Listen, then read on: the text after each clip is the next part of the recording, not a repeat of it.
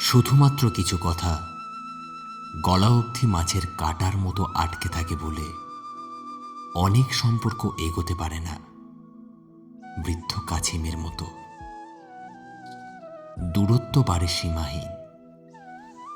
কংক্রিটের ঢালাই দিয়ে দাঁড়িয়ে যায় দেওয়াল, দেওয়ালের ওপারে অপেক্ষায় থাকে যোগাযোগ।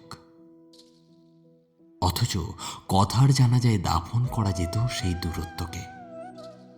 দূরত্বটা একদিন শক্তিশালী কোনো পিরামিডে রূপান্তরিত হয়। অন্যদিকে সম্পর্কগুলো মনে হতে থাকে ছেলে মানুষই। মানুষ বুঝতে সবই বোঝে, কিন্তু নিজের দিকে আসতেই সমস্যাটা বোকা বনে যায় নিমেষেই।